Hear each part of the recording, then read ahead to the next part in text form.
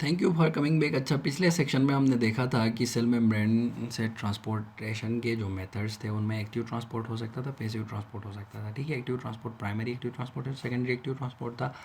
और जो passive transport था उसमें एक सिंपल डिफ्यूजन था और फैसिलिटेटेड डिफ्यूजन था। तो हमने डिटेल में देखा था कि फैसिलिटेटेड डिफ्यूजन जो है वाहिद ट्रांसपोर्ट मैकेनिज्म था जो नॉन कैरियर मीडिएटेड था। अब बाकी जो तीन है, दो एक्टिव प्रोसेस और एक पैसिव प्रोसेस, वो कैरियर मीडिएटेड ट्रांसपोर्ट से। देखिए, फैसिलिटेटेड डिफ्यूजन, अच्छा, प्राइमरी और सेकेंडरी एक्टिव ट्रांसपोर्ट ये कैरियर मीडिएटेड ट्रांसपोर्ट से। तो इस सेक्शन में हम देखेंगे कि कैरियर मीडिएटेड ट्रांसपोर्ट की कैरेक्टरिस्टिक्स क्या है, यानी कैरियर मीडिएटेड ट्रांसपोर्ट की कुछ कैरेक्टरिस्टिक्स है जो फैसिलिटेटेड डिफ्यूजन भी शो करेगा, प्राइमरी एक्टिव ट्रांसपोर्ट भी शो करेगा, सेकेंडरी एक्टिव ट्रांसपोर्ट भी शो करेगा। देखिए, कैरेक्टरिस्टिक्स ये है कैरियर मीडिएटेड ट्रांसपोर्ट के कि ये स्टीरियो स्पेसिफिसिटी शो करते हैं। स्टीरियो स्पेसिफिसिटी का क्या मतलब है? स्टीरियो स्पेसिफिसिटी का मतलब ये है कि जो सेल मेम्ब्रेन के ऊपर रिसेप्टर है, ठीक है, या ट्रांसपोर्टर है, जो कैरियर है, ठीक है, जो ट्रांसपोर्ट कर रहा है, वो स्पेसिफिक होता है, स्टीरियो स्पेसिफिसिटी शो करता है। जैसे कि डी ग्लूकोज जो नेचुरली आइसोमर है इसको ट्रांसपोर्ट कर सकता है, फैसिलिटेटेड डिफ्यूजन इसकी हो सकती है।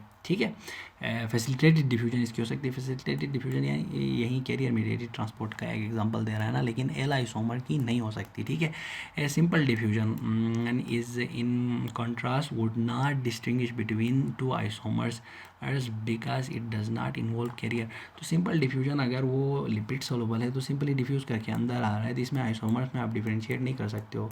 एक ही मॉलिक्यूल के दो आइसोमर्स है ना, तो दोनों अगर लिपिड सोलूबल है पास करके अंदर आ सकते हैं सिंपल डिफ्यूज़ करके।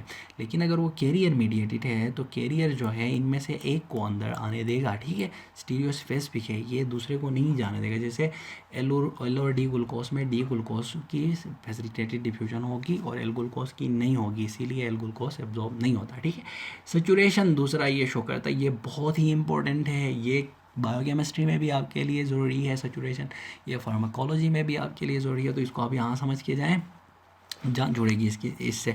सेचुरेशन क्या होती है? देखिए, एक सेल मेम्ब्रेन है, इसके ऊपर रिसेप्टर्स है। ठीक है, रिसेप्टर सॉरी कैरियर्स है। ठीक है, जो प्रोटीन्स है ये प्रोटीन कैरियर्स है, इनकी एक ख़ास नंबर में होंगे ये। ठीक है, अब अगर आप यहाँ पे कंसंट्रेशन बढ़ाते हो या अगर अंदर की तरफ ट्रांसपोर्ट करना है, कंसंट्रेशन इंक्रीज़ करते हो, तो वो जो चीज़ है जिसको ट्रांसपोर्ट करना है वो आके इसमें से ट्रांसपोर्ट होगा। कंसंट्रेशन इंक्रीज़ करने के साथ वो रिसेप्टर्स के साथ लगता जाएगा, रिसेप्टर्स या ट्रांसपोर्टर्स उसको अंदर ट्रांसपोर्ट करते जाएंगे। ठीक है, लेकिन जब ये जो ट्रांसपोर्टर्स है इनकी सेचुरेशन हो, मतलब इनके नंबर जो है 10 है लेट से, तो ये पूरे जो है सेचुरेट हो चुके हों, तो मज़ीद कंसंट्रेशन इंक्रीज़ करने से ट्रांसपोर्ट का रेट जो है इंक्रीज़ नहीं होगा। ये ऐसे ही है जैसे एंजाइम्स की सेचुरेशन होती थी।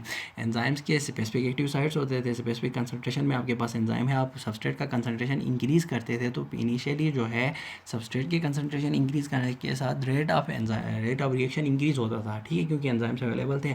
लेकिन जब सेचुरेशन के पॉइंट तक पहुँचते थे आप, तो फिर उसके बाद कंसंट्रेशन इंक्रीज़ करने से रेट ऑफ रिएक्शन इंक्रीज़ नहीं होता था। क्यों इंक्रीज़ नहीं होता था? क्योंकि सारे एंजाइम्स सेचुरेटेड हो चुके होते थे, जो कंसंट्रेशन पहले से अवेलेबल है उसी पे। ठीक है, तो ये भी इसी तरह है, जो सेचुरेशन जिस वक्त सेचुरेशन हो चुकी होगी और उस वक्त जो रेट ऑफ ट्रांसपोर्ट होगा उसको ट्रांसपोर्ट मैक्सिमम कहते हैं।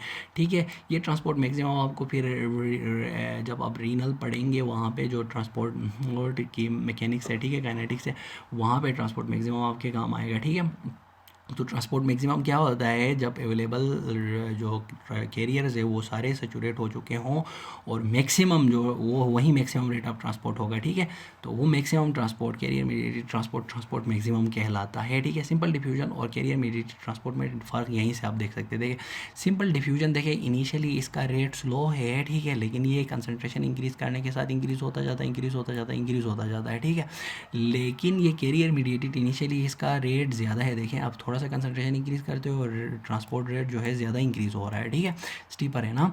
और लेकिन ये जब सेचुरेशन होती है आपके कैरियर्स की, तो उसके बाद ये देखिए कांस्टेंट जा रहा है, इसके बाद नहीं इंक्रीज़ हो रहा है। मैक्सिमम ट्रांसपोर्ट इससे बढ़ता नहीं है, सिंपल डिफ्यूजन इससे ज़्यादा हो सकता है डिपेंडिंग अपॉन कंसंट्रेशन ग्रेडियंट। ठीक है, ये देखिए saturation the transport rate increases as concentration absolute increase is until the carriers are saturated. The transport maximum is analogous to maximum velocity V max for enzyme kinetics. ठीक है, वही चीज़ हो गई।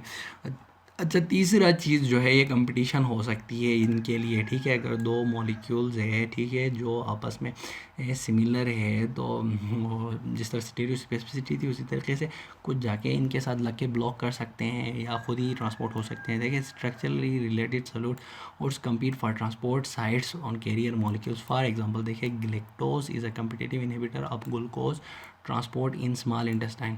तो ग्लेक्टोज जो है ग्लूकोज का जो ट्रांसपोर्टर है स्मॉल इंटेस्टाइन के अंदर, ग्लूकोज की ट्रांसपोर्टेशन एक तो कैरियर मीडिएटेड होती है, जो सेकेंडरी एक्टिव ट्रांसपोर्ट है उस तरह हो सकती है, एक ये फैसिलिटेटेड डिफ्यूजन से हो सकती है। तो स्मॉल इंटेस्टाइन में फैसिलिटेटेड डिफ्यूजन से हो सकती है, ठीक है। तो जो कैरियर वहाँ पे है उसमें ग्लेक्टोज जाके लग जाता है और ग्लूकोज को ट्रांसपोर्ट होने नहीं देता, कंपटीशन हो सकती है। ये तीन प्रॉपर्टीज़ है आपके कैरियर मीडिएटेड ट्रांसपोर्ट की, स्टीरियो स्पेसिफिसिटी, सैचुरेशन और कंपटीशन, ठीक है। अब देखिए, facilitated diffusion carrier mediated transport का पहला टाइप है जो कि पैसिव है, ठीक है। Precipitated diffusion down and electrochemical gradient होगा डाउन हिल, ठीक है। Simple similar to simple diffusion की तरह ही है, ठीक है। सिर्फ इसमें क्या फ़र्क है, इसमें कैरियर आपको चाहिए, कैरियर के थ्रो ही होगा, ठीक है।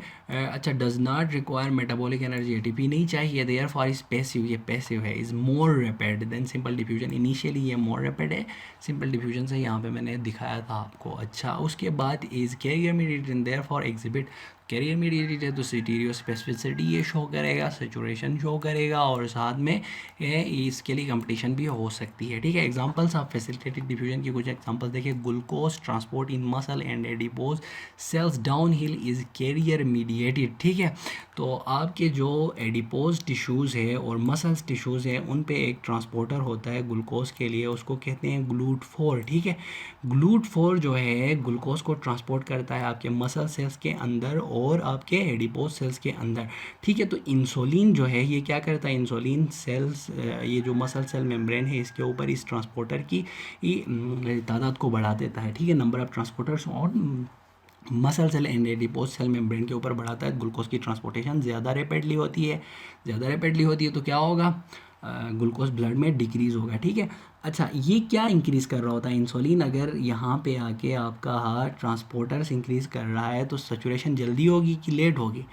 जब ट्रांसपोर्टर्स का नंबर इंक्रीज़ होगा तो सैचुरेशन लेट होगी, जब सैचुरेशन लेट होगी तो टी मैक्सिमम जो है ये इंक्रीज़ हो जाएगा, ठीक है। पहले अगर ये यहाँ पे सैचुरेट हुआ है, नंबर ऑफ ट्रांसपोर्टर्स इंक्रीज़ हुए, तो अब यहाँ पे होगा सैचुरेशन, ठीक है।